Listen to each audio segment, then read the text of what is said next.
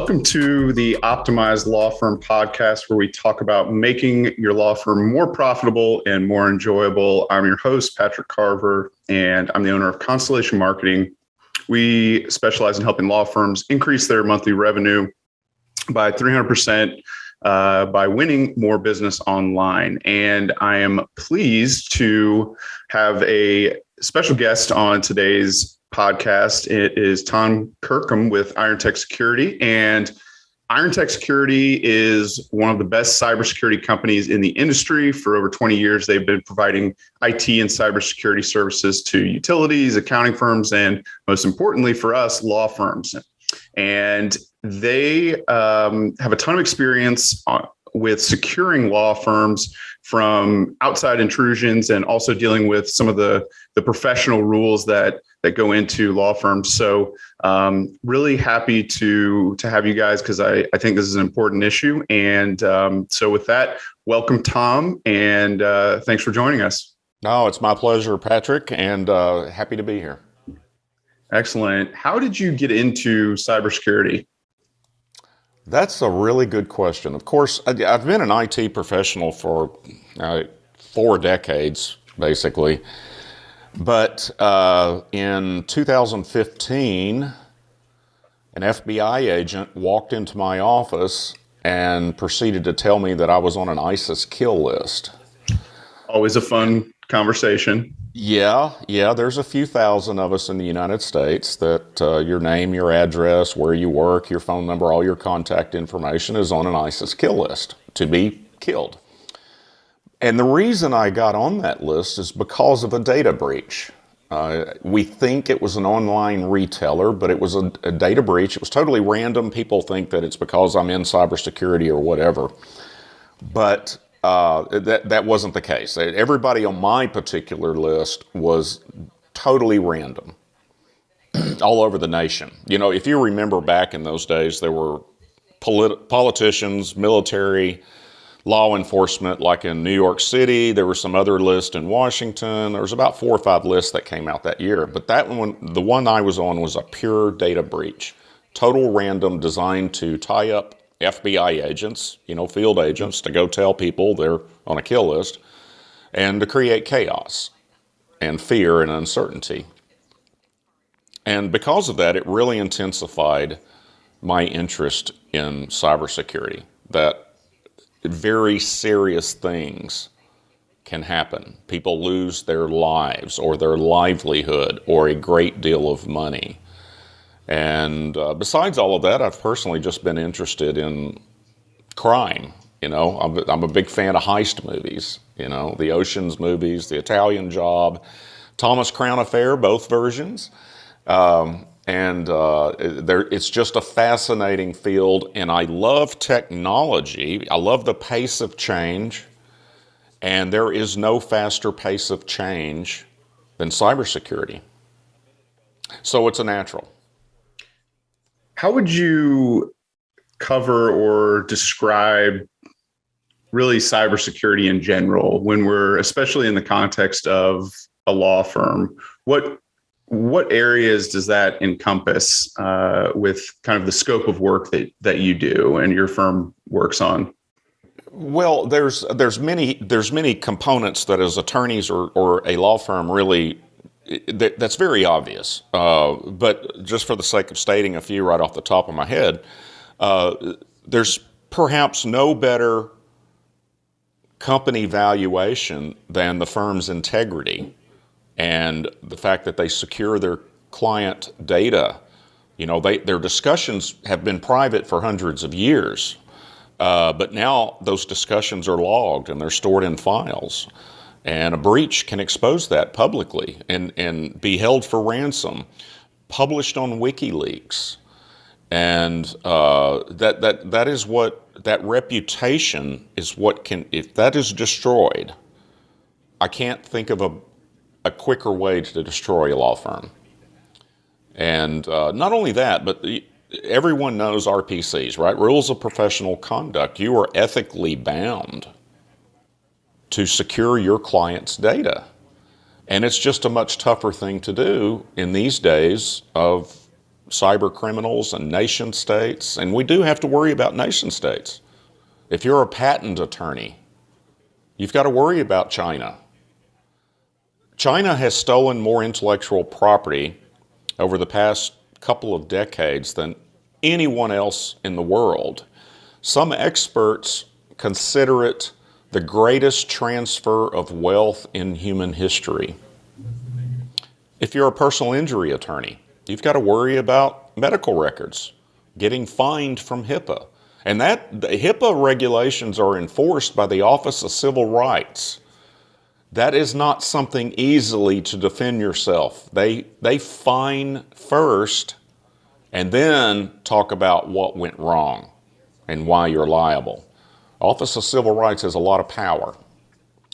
And so with the advanced tools that the criminals are using, such as the NSA's own offensive cyber weapons, those were leaked. The NSA was breached. Their tools are available for free on the dark web. The dark web is the web that people don't see. If you know how to get on it, then you're in anything you can imagine is on the dark web. And so these criminals and nation states swap tools, techniques, they sell data to each other and for various purposes. And since these offensive nation-state cyber weapons are freely available, the game changed. 4 years ago, the game changed. No longer is antivirus reasonable efforts to secure your law firm. If I get put on a stand as an InfoSec specialist, against an attorney that only had antivirus, only followed what their IT people said, they're going to lose the case. We do not consider antivirus only or even protection without an InfoSec team. We don't consider that reasonable efforts. And we're seeing it industry after industry after industry very quickly changing and requiring certain high-tech defensive tools, requiring security team being engaged, not after the fact, before the fact, to defend the law firm. So you won't suffer a ransomware attack or your data is somehow breached. And speaking of ransomware, I feel like that's gotten a lot of headlines, and for good reason. It seems like a lot of, whether it's local government offices getting compromised, it seems to be extremely common. What are some of the really specific threats that are synonymous with law firms? Are there acts that are happening to law firms that are kind of unique to law firms, or is it a lot of ransomware? What's kind of happening out there commonly with firms? Well, ransomware is the biggest scourge on earth right now. And it's a shame because, and it doesn't matter about law firms, it's indiscriminate. It's done at scale, okay? We hear JBS, Colonial Pipelines, these big attacks, 4.5 million ransom, 12 million ransom. Hear about the city of Atlanta that I think they only wanted $50,000. This has been, 4 or 5 years ago? They were only demanding $50,000, and what did Atlanta spend? Something like $5 million or $10 million getting over it. They refused to pay the $50,000. So the ransomware, and what's really sad about it is if we all implemented the right stuff, we would all be immunized from ransomware. It can be stopped. But the awareness just simply isn't there, and that's what I spend every day doing, is talking about you can prevent this from happening to you.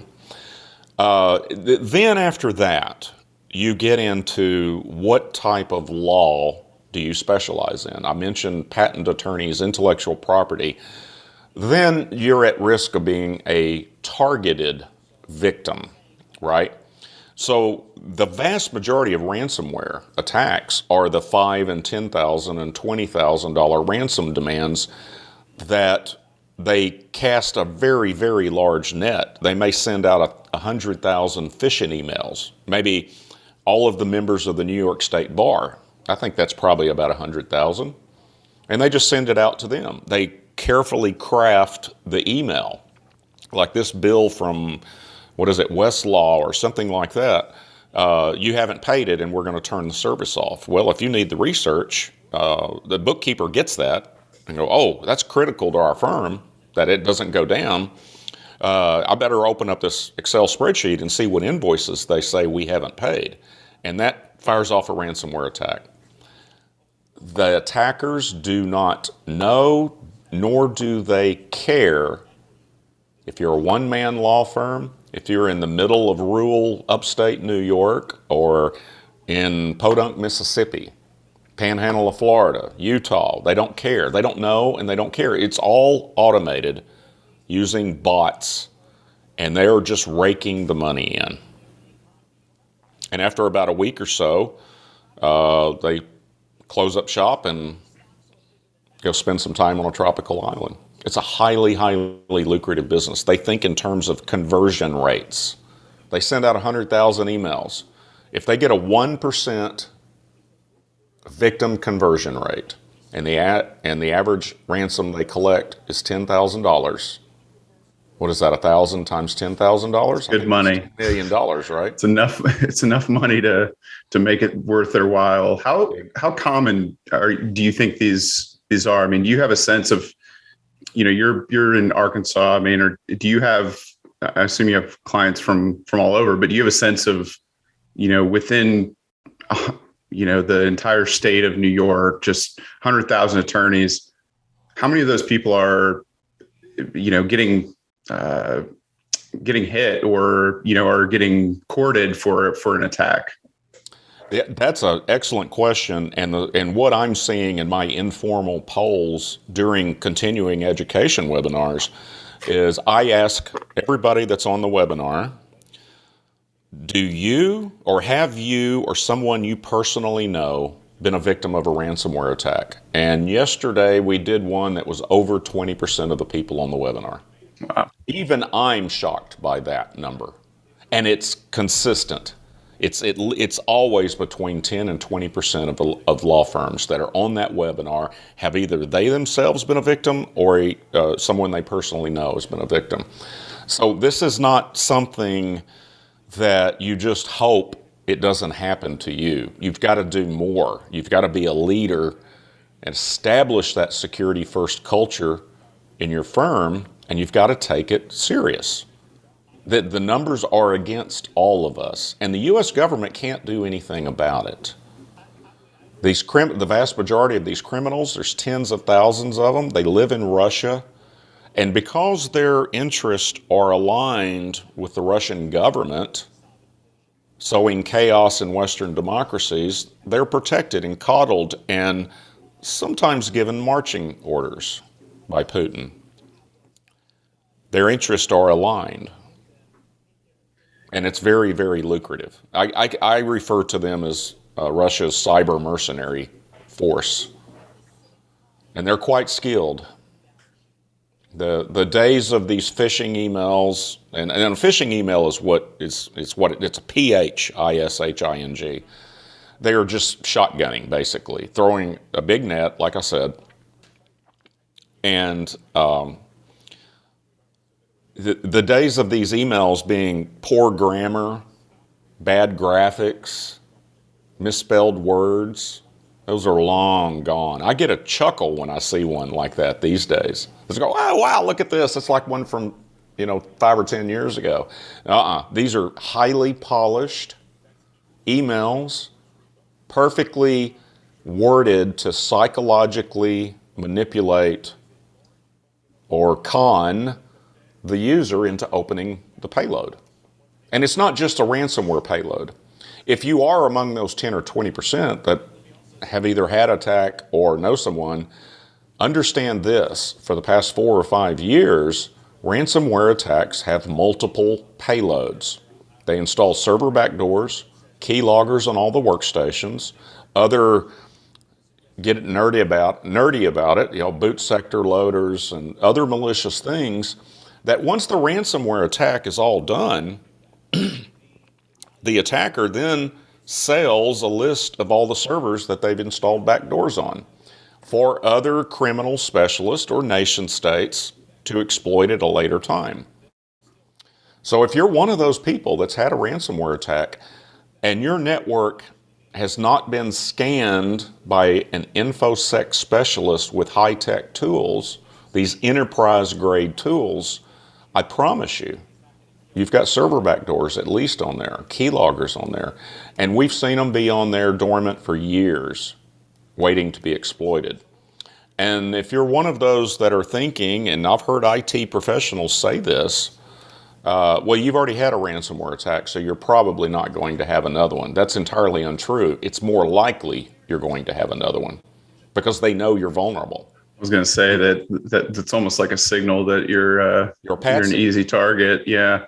Yeah. So let's get into some of the financial costs because, I think this feels like, one of those things that it's like insurance or it's not sexy, but ultimately this can have a tremendous effect on your profitability as a firm.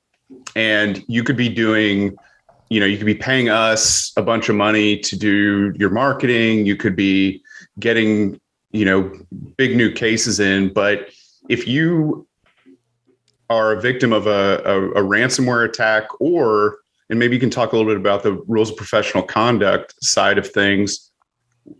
If you get involved with a lawsuit for exposing client information, I mean, what are some of the financial ramifications, whether it's a ransomware attack or just a disruptive attack that puts it affects your ability to conduct business or takes all of your files away, things like that. What are the costs kind of look like?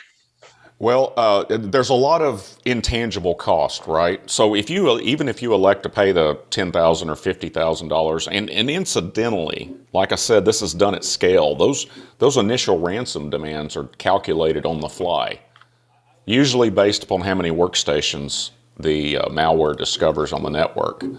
So you may know of a guy, single attorney firm that it was a $5,000 ransom, but if you're part of a firm that's got 50 attorneys, it's going to be more like $1 million, okay? And then cybersecurity insurance, if they pay, and we're seeing anywhere between 20 to 49% of claims are not getting paid, they have limited liability to what they're going to cover. So these intangible costs of these breaches have to be carefully considered. It's your risk analysis. It is a fact that if you don't up your game, it's just a matter of time before you're breached. And you may be even breached right now and not know it. But you've got to, and if you're not in an area or a state that requires the reporting of it, you will be. There's legislation in front of at the federal level that is going to require notification of breaches within 36 hours of detection. So you can't keep it quiet, nor should you. That's not ethical. So as soon as it gets out, you're going to lose clients, I promise you. I had an accountant that I used, and they got acquired by another firm that I knew got hit with ransomware. The reason I know it is because they bought the Bitcoin from me to pay the ransom. And I immediately switched firms. They still weren't taking security serious. So you're going to lose clients once it becomes public knowledge. But you may lose, there may be other collateral damage. So when Sony Pictures got hit from North Korea and all their internal emails got published, there were other people that didn't even work for Sony Pictures that lost their jobs over that information that was divulged. You mentioned the operational disruption or destruction to the firm. What's your average billing hour? Even if you're only down for 8 hours, what's that look like? What's that impact on gross revenue? What if you're down a week? What if you're down a month? Insurance is not going to make that whole, or only partially whole. You might lose contract revenue. I mentioned earlier, devaluation of your trade name or your personal reputation or the firm's reputation. You possibly could see increased cost of debt. We're beginning to see banks raising interest rates on their customers that have suffered a breach because it's a higher risk customer for the bank. You are absolutely going to see an insurance premium increase, significant increase. We're seeing that year over year, even for people that haven't had breaches.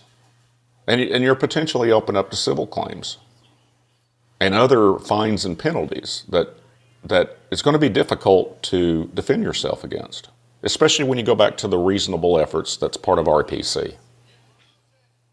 Yeah, let's talk about that a little bit. And what are we talking about in terms of the amount of investment and the type of activities that are needed today to protect law firms? What does that cost benefit calculation look like for, I mean, let's start, we work with a lot of solo and small law firms. You know, what's a good type of investment that they can make, you know, in terms of protection? Right. So the White House issued they sent out a letter. It's only like 2.5 pages or so back in June. And they named 5 things to put in place. And chief among those is an EDR. That's a technical control that you're going to replace your antivirus with. And it's the only thing that'll stop a ransomware attack. And you got to have a good one. Most importantly on that list was having a skilled security team. And this is part of standards of practices in cybersecurity world, or as we refer to it as InfoSec. And a skilled security team is not IT. These are 2 different disciplines. They have 2 different objectives. And they went out of their way to make sure they said, get a skilled security team. You don't use your plumber to do your wiring, okay? You don't use a heart surgeon to do brain surgery. It's a huge, huge industry. So get a skilled security team engaged. They are designed to respond within seconds of detecting anomalies. That's good. Okay. So it's people, I just wanted to, sorry to jump in. I just wanted to make a quick point that it sounds like it makes a lot of sense to specifically find a company that specializes in security versus an IT company that has a security module or a piece of the business, right? I think that's what you're saying, right? Exactly. It's and I talk about that in our webinars pretty extensively. I contrast the 2 disciplines. It'd be like going to a divorce attorney for patent law. I'm not saying some of you are great at both, but you know that it's just that rule of thumb. Sure. But I think that you look at something simple like if you outsource your IT, maybe you're using what's known in the business as a managed services provider, an MSP, which is great. That's the best way to do your IT because they proactively manage your IT so it doesn't go down instead of waiting to respond to fix something when it's broken. So you can keep the billing going and everybody, maximum productivity and efficiency. So what you want to look for is the class of skilled security professionals, and that's called an MSSP, a managed security services provider. Now that MSP may give you a 4-hour guarantee to respond to an issue. Well, in the security world, 4 hours could be the difference between the law firm going out of business or not. We got to be responding within minutes by InfoSec professionals. And good MSSPs will literally have dozens or hundreds of InfoSec specialists monitoring and managing your network. They're backing up the MSSP. Former NSA personnel, U.S. Cyber Command, military, cyber experts, cyber warfare and cyber defense experts are monitoring our networks, our clients' networks, and responding. And then they let us know, and we orchestrate multiple vendors to respond to an attack. But we've got to do that within minutes, sometimes even seconds. We've stopped breaches because we've immediately picked up the phone, called the user on the computer that we've detected an anomaly, and say, unplug the computer immediately. Just that has stopped some major breaches. And how much more cost efficient is it to do prevention and have a team like yourself doing that forget the word, that's hardening, I think is the phrase, right?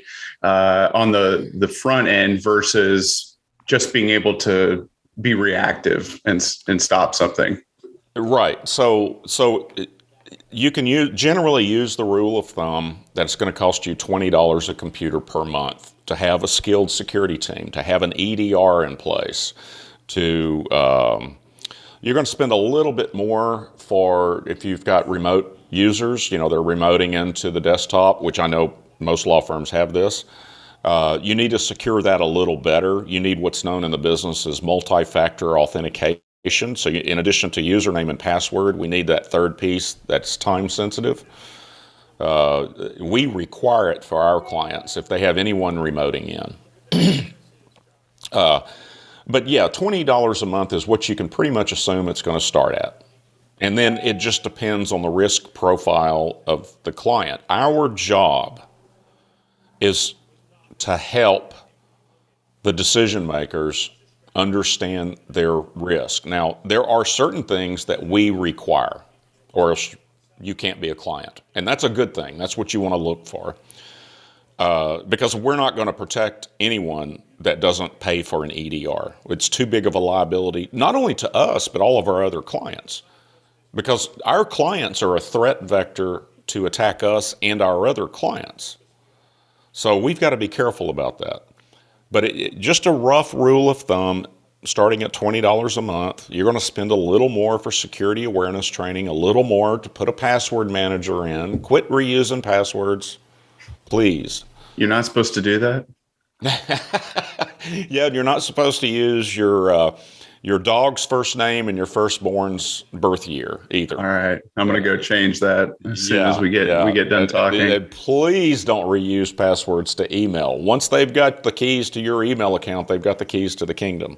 Well, something that I've had that I use and just I think is such a no-brainer, something like LastPass or 1Password that allows you to, if you're not, for people who are not familiar with it, it's a tool that plugs into your browser and your computer that allows you to store all of your passwords in an encrypted location instead of in a document in your drive or on your computer or in a sheet of paper that's also susceptible for a different type of intrusion. But just I think little things like that and having it makes it really easy to be able to give yourself complex passwords that are 12 characters, which, from what I understand, and clearly I'm no expert on this, even doing some of those minimal things can have a really big impact, because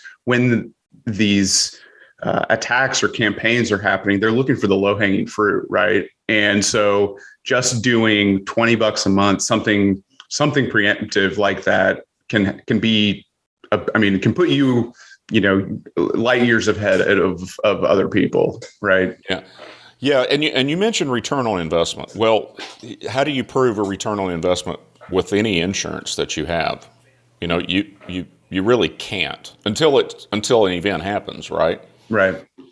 But even in cybersecurity, if you've got the best stuff already in there, you're not going to have an attack. It's going to be way past 0.001% chance that you're going to have. Nothing's 100%.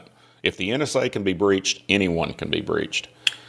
But yeah, if you're a 5-person law firm, like you said, they're going to go somewhere else, and these automated attacks are going to fail. They're just not going to get through. We've never had a client get breached successfully. That's great. We've had plenty of attacks. Some of them were like, this is going to be the first one. I don't know if we'll make it over this one. I watched one for hours play out over a whole morning, one Thursday morning, in a surgeon's office, and I really didn't think we were going to survive and defend properly against that attack. We actually had to have the surgeon cancel all the surgeries. He didn't want to do it, and Wow. You've got to. Either that, or you're going to get breached and go out of business, and Well, you're going to have to fire us too. But it worked out. It worked out really, really well for them in the matter that they didn't get breached. But you need to think of it as just a cost of doing business. You got to pay your electricity bill, you got to pay your water bill, and so on and so forth. What we're also seeing, for those of you that already have cybersecurity insurance, it should be a no-brainer, because with the way premiums are going up, provided you can even get a cybersecurity insurance renewal, because we're seeing them say, you've got to have this EDR, you've got to have a security team, or your premiums are going to be 10 times more than what you're accustomed to. But we're seeing the increase in premiums for those that aren't putting enterprise Fortune 10 level components, defensive components in their law firm. Just the savings on cybersecurity insurance alone more than pays for it. So, like I said, for those of you that have cybersecurity insurance, keep that in mind. Your premiums may not go up right now, or maybe they didn't go up 6 months ago, but I promise you they will go up or be unattainable if you don't put these things in place. Like I mentioned at the top of the podcast, this is changing rapidly, and virtually all industries are going to have compliant requirements that's going to require some or all of the 5 things that the White House says you need. There's also the NIST cybersecurity framework that covers a lot of other things like security maturity. Was everyone do you walk the talk? Do you take security awareness training? Do you make sure you use unique passwords? Because if you don't set the tone at the top properly, you're not creating that security first environment. And that is what InfoSec, that's what your skilled security team is all about. It's job one is security. If we recommend a security policy or a technical control, it's because we're trying to protect the firm. It's not because we're trying to make more money or something like that. But we educate the leaders in the business so they can make that risk analysis. Okay? The last thing I want to have happen is, or the last thing you want to have happen is, say you're relying on IT and you get a ransomware attack and you're using Norton Antivirus or McAfee or Bitdefender or whatever IT says is the best, and you get a ransomware attack, and then you find out there's a whole class of products you could have put on there for just a little bit more that would have prevented it. That's the last thing you want to have. If a client of ours were to suffer a ransomware attack, that we immediately investigate. We got to know what the threat vector was, who the threat actor was, what's the damage, collateral damage, what's the risk to the law firm, ongoing risk, and things like that. But that's not in IT's wheelhouse. They can't keep up with that. And so if I have one thing to stress, it's to separate those two things. Most of the time, a lot of times we have people that say, oh, I'm afraid I'm going to offend my IT provider. They're really good and I love them. It's my brother-in-law, whatever it may be. And believe it or not, more times than not, they're relieved that they're not asked to provide the security because they themselves know that is not their specialty. Right. And that, if you've got one takeaway from this podcast, that's probably the best. Just reframe your mind. And then set the tone at the top and make a commitment to increase your firm's security. Well, I think it does sound a little bit daunting just in terms of how many attacks are happening out there. And I think this is a different type of cost of doing business issue than flood insurance or something like that, because the number of attacks that are happening and attempted attacks, I think, are so much higher, or they're so much more common, because on a daily basis, we log into our clients' websites and we use tools to prevent DDoS attacks and intrusions on the websites. And without question, on a daily basis, we see attacks that have been defended against. And we know it's like a stock ticker. We see it every single day. So I think this idea that you can ignore it, or that it's not happening to you at some level, everybody, just because of how ubiquitous these tools are, how easy it is, the barrier to entry is so low that it's going to come sooner or later. But I think one of the things that I'm taking away from this as well is that by doing a minimal amount, I mean, and $20 is nothing when, compared to just beyond the financial cost. I think just the frustration of not being able to use your computer and being out of business for a week or 2 weeks while something, gets fixed. I mean, I think that's well worth it in my view. And, and I think it's something we need to do even more, us, and take it more seriously, because we're going to, potentially a victim as well. Yeah. So, websites are frequently overlooked by law firms, and the last thing you want to do is infect somebody just visiting your website. And this is something you can do for free. Have your website designer or builder or whatever you call them, they can turn on multi-factor authentication in WordPress by default. It's built into core. It doesn't cost anything. Google Authenticator is free. It doesn't cost anything in WordPress. All you have to do is turn it on. Turn it on Facebook. Turn it on Amazon. Right. That's free.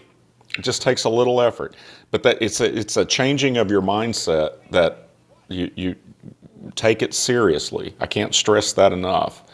Hoping it doesn't happen to you is not good enough. We all know we don't walk down a dark alley, in certain parts of Manhattan at 2 o'clock in the morning.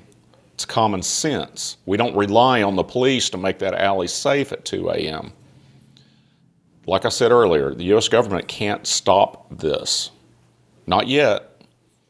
It's going to be bad if they do, because it's going to launch other cyber attacks. Something that, and this is a little bit off topic, but, we have to pay attention to the situation in Ukraine for our clients, because if we go in and assist Ukraine, Russia, they've got tools at their disposal besides just submarines, missiles, tanks, infantry, and all of that, and that's cyber. And there's no Geneva Convention around cyber warfare. So they did a test run on Ukraine. They stopped just short of killing people in Ukraine. And that was a test run.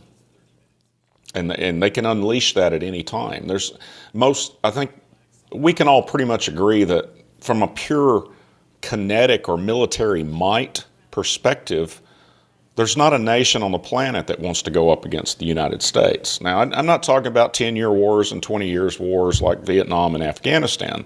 It wasn't a military might problem that those didn't work out in the U.S.'s favor. But what all of these foes that we have, especially Russia, with all of their criminals that they can unleash at a moment's notice, open season, right? So don't think that it's just going to be the Russian government attacking our government computers. All he's got to do is put a message out on the message boards that says, United States is free reign. And then all of a sudden they launch hundreds of thousands of attacks for ransomware to make more money. They've just been given the okay by the boss. Let's go after them. Let's attack water utilities, electrical companies, manufacturing companies, law firms, court systems, and on and on. It's the chaos right? Imagine if something were to happen like that, and there were 100 law firms or 1,000 law firms hit all at the same time, all across the country. That would make CNN headlines. And so Absolutely. these geopolitical dynamics enter into all of our defense. And I mean ours, as all of us. We have to consider that many of us think it will happen, because we already saw it in Ukraine. Businesses of all shapes, sizes, locations, when they gave the okay to attack at will in Ukraine, they didn't know if their bread was going to be delivered. They didn't know if their dentist office was going to be open. It was purely indiscriminate attacks. They didn't know if radiation was going to be leaked out of Chernobyl. It affected everything. Airplanes were going to fly, trains were going to run, buses were going to run. And it's a serious threat. So, we keep track of Afghanistan and their cyber capabilities. We already know a lot about North Korea. They attacked Sony Pictures just over a movie. Destroyed 80% of their computers. And I don't mean erased them or held them for ransom. I mean physically destroyed them from North Korea, using some of the NSA's tools to do that very thing. And so we've got there's other things, and there's criminals in other parts of the world, but in Russia they're pretty much untouchable. Whenever one of them gets captured, like vacationing in Greece on the beach or something like that, as soon as they get deported back to Russia, they're released. So, because their interests are aligned. So the cyber security world is a huge, huge business, political, and warfare industry. For sure. And I think law firms of all sizes, specifically a lot of the ones we work with, solo and small firms, would be well advised to at least have a conversation with someone like yourself, with Irontech, and talk about this stuff and get an idea of what hardening looks like, what sort of things that they could be doing. And I like that you guys, have that experience with law firms as well. So you know about rules of professional conduct, some of the threats and types of threats that are unique to them. So and I also, is great that now I think you can do your work from anywhere. It doesn't matter if, they're near you in Arkansas or anywhere in the US. So how should folks find you? And if they're interested in, learning more about security or getting some of those baseline measures in place, how should they contact you? Well, just go to irontechsecurity.com, and you can set an appointment up and spend 5 or 10 minutes talking with an InfoSec specialist to kind of see, we can kind of look at your firm and see what you need. We know the majority of you are going to need the 5 things, and that's about $20 a month per user. But the larger firms, if you've got partners and, other people that make decisions, and, you cover lots of different areas of practice, we might want to do a NIST compliant security and risk assessment, which is a little more involved. Or sometimes we do both. We just said, okay, let's get the EDRs on there, let's get the team backing you up, and then we'll see where you are, right? We'll assess all of your vulnerabilities and address those and help you understand the risk. You can't put everything in our arsenal, our defensive arsenal, on, and we never do it. We don't even do it with ourselves because of various reasons. But you want to. It's like any other risk that you take.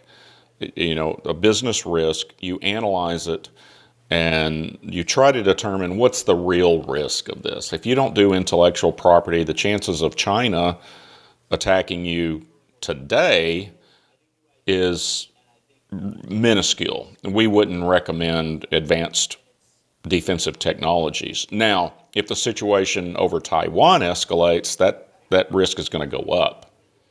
So the risk changes over time as well. But Irontechsecurity.com. Be happy to talk to you, answer any questions. 5 or 10 minutes, you're going to get a good idea of what the scope is. And we've got plenty of single person, one horse shops, no assistant or anything, working out of their home, all the way to international law firms in various disciplines. So a lot of the principles are very similar. And, Excellent. If you're a single lawyer and maybe you have a receptionist or an office manager, helping out or whatever, paralegal that function in those roles, $20 a month, that's $500 a year. Nothing. Exactly. And like I said, especially those that have cybersecurity insurance, it is a no-brainer. That insurance is the last thing you want to rely on, just like all other forms of insurance. Insurance is there to make you kind of whole. They're not going to buy your reputation back. You can't put a price on your reputation. You might be able to survive with their payments if they honor the claim or don't find a loophole in it. But there's the collateral damage is what you're really risking, and not to mention the premium increases and everything like that. So. Excellent. Well, I want to thank you for your time. This is a really interesting conversation, and I think, gives up people a lot of really actionable, specific things that they can do to take charge of this and deal with it. As I think, as we both discussed, I think we both feel like these attacks are going to come more and more, and so it's just a matter of time before it affects your business. So might as well get protected now. So thanks so much for joining us, and we'll have you again soon. Yeah, I have a book coming out, so maybe we can talk after the book launch. Absolutely. Looking forward to reading that. All righty. All right. Thanks, Tom. My pleasure. Thank you.